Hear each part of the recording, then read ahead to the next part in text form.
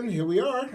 And welcome to another edition of the Al Young Show. And today I have a special guest, and he's going to talk about what he does. Now, we have a retired major from the Army. And, of course, I'm always glad to have someone from the Army, but I have my normal sidekick with me, and he's here today. But today we've got someone who's going to talk to us, and tell us about what's going to happen very soon. This is going to be a first for the Tampa Bay area. Today I'm kind of off, and we have with us Scott, retired Major Scott Maxim, and he's going to tell us about what he's bringing to the Tampa Bay area. And it's such an exciting event. This is the first time that this is really happening. And what I want everyone to know is things are always happening. And, it's not always something that, everybody's going to run out and go crazy about, but it's something that you need to get involved in. And like I said, this is a first. So everybody, please pay attention. And right now, I can't forget him. I can't forget you. You're doing a pretty good job. I'm thinking about who are you? My co-host. Say a couple of words. Yeah, here I am. Finally remembered me. Hi, y'all. Glad you can join us. Okay, now, sir. Okay, I'm right back at you. Well, without further ado, here he is, Sam Maxim. Well, thanks a lot, Al. I appreciate it. Scott Maxim, Major Retired United States Army, and I'm also a board of trustee at the St. Pete Museum of History, and this is the one going out to the pier if you're familiar with St. Petersburg. About 3 years ago when I was TDY at Fort Knox, I literally stumbled upon a traveling exhibit called the American Soldier exhibit. And this exhibit is a photographic tribute from the Civil War to today's operations. This exhibit covers the Civil War, World War I, World War II, Korea, Vietnam, Gulf War, Afghanistan, and Iraq through photographs. And the photographs are 116 poster-sized photographs. This exhibit travels the world. And since its inception, it's brought over 1 million visitors traveling the country, and it just currently came from the LBJ Presidential Library. Now, March 18th is the opening ceremony and ribbon cutting. This exhibit lasts from March 18th to July 13th. So in that time, I encourage and welcome everyone, military veterans, elders, to come visit and experience these photographs.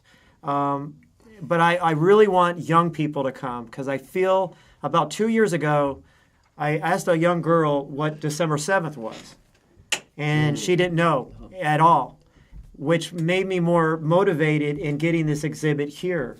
And I want young people to come and visit it. I think we are forgetting our past, and we're not appreciating our present and our future through soldiering.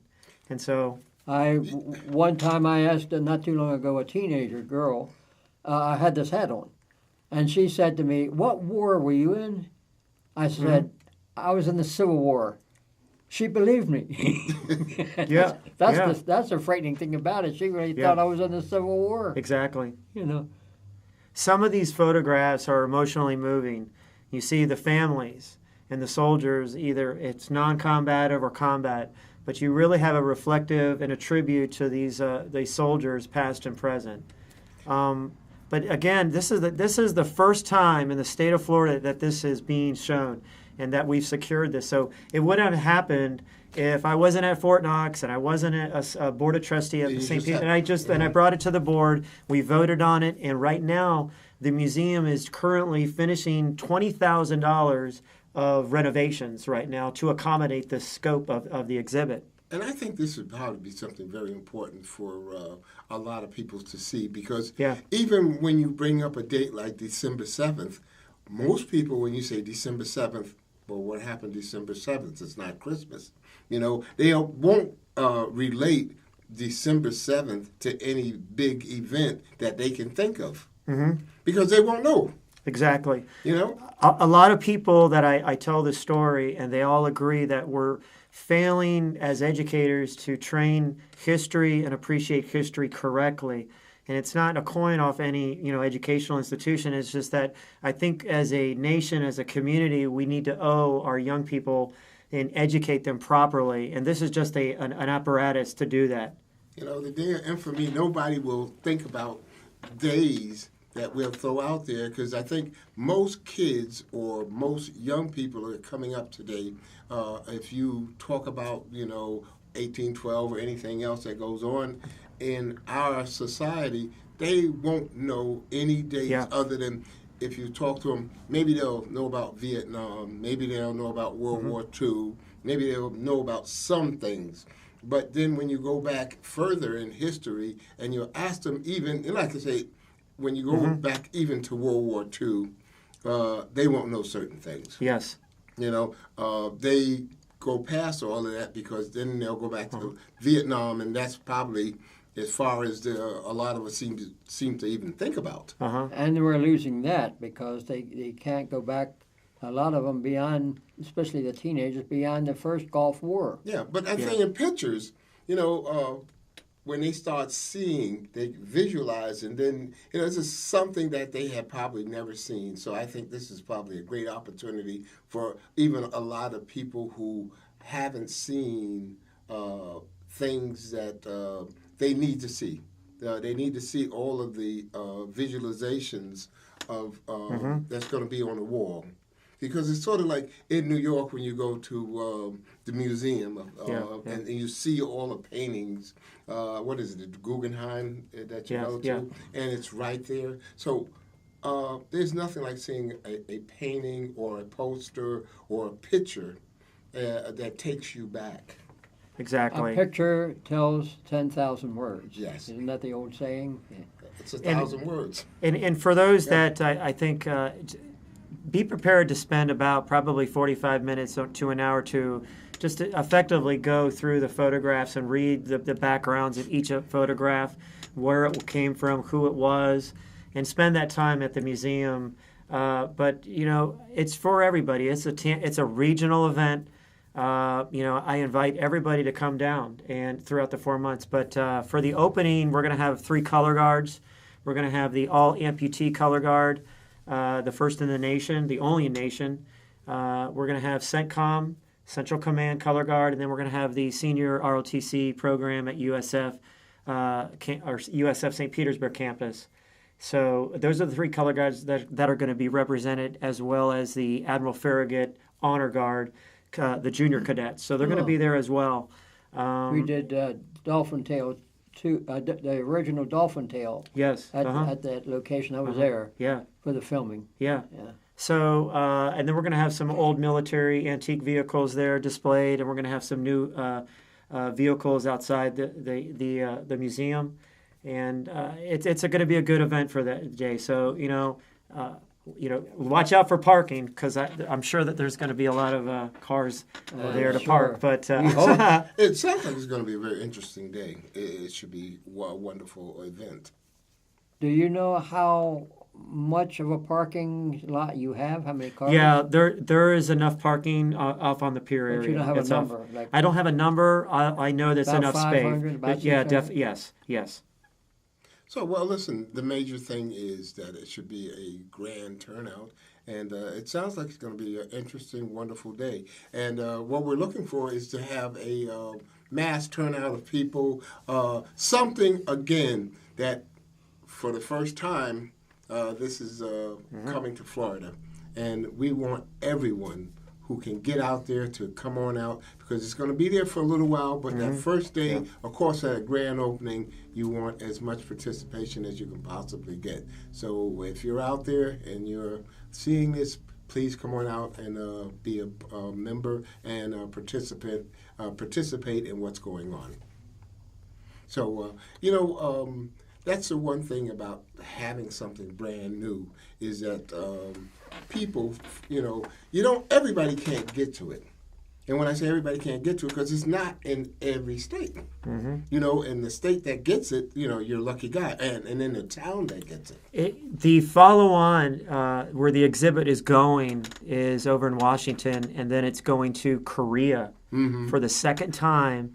Siba Rubin, the curator, she is an Emmy and Tony Award producer, and she's actually coming down today, and I got to pick her up from the airport. But she has to approve and dedicate the exhibit temporarily. Well, let me ask you something. I guess this is something we probably need to ask you then. How the heck did St. Petersburg and, let's say, Tampa Bay area get this? Well, when I was at Fort Knox, I was at the Fraser International Arms Museum, and I just literally stumbled upon it. I came back down from Fort Knox after being TDY, and I asked the board, and I presented it to the board. We voted on it, and we approved it. And for the last 2 years, I've been waiting, and we've been paying off the $30,000 of the contract. And the Stavros family has been very, very helpful with that. Dr. Heller at USF St. Pete has been very helpful, and all the major contributors for this that are involved in making this happen. And it takes everybody. It was the idea that I got, and I just wanted to have it down here. And I wanted it for the area to bring everybody together, but to have as a tribute, to appreciate, and to educate. And that's all I ask is to bring the young people down. So it's almost like getting the Olympics awarded to your particular country. Yeah, exactly. Because it's only travels for 3 months at a time, but we have it for 4. We have an extra month out of it, so we have a lot more time for people to come and visit. But you will still have the museum there. The museum is there, yes. But the exhibit is leaving, and it's going to the state of Washington. And then going to Korea for the second time. Well, that, you know what? Now that in itself is kind of a real big deal in the fact that we get that extra month. And you can't ask for anything more than that. Getting an extra month and getting it here in the state of Florida. And listen, if people don't take advantage of that, then we're really missing out on something wonderful and something that's not going to happen again for God knows how long. And it may not even happen again. So please take advantage of this because we got it to our state, and there's been a lot of work involved in getting it here. We need to continue to strive to get things like this in Florida.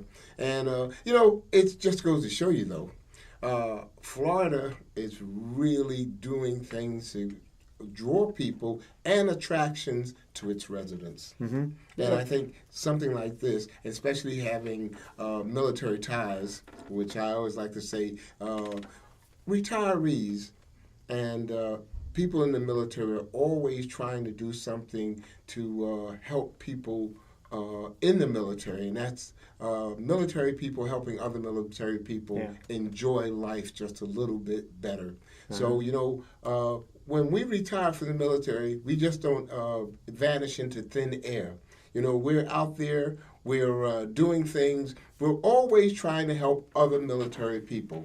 So, listen, again, this is going to happen on the 18th. And is there any last words you'd like to say? For those that are wanting more information, just type in on Facebook, American Soldier Exhibit Tampa Bay, and click on like, and you can look up some more information on it. And I look forward to seeing everybody come down in the 4 months. And thanks again for all your support. And, hey, we'll see you next week. And please, but matter of fact, next week, if everything works out all right, we'll be at a different location. All right? We'll just have to see how that works out. If not, then one of these days we'll be at a different location. And it'll probably be at a museum. So for everyone, hey, this is the Al Young Show. And Carl? There are plenty of veterans and retired military people in the Tampa Bay area. Come down to the museum. Okay, have a great week. Thanks again.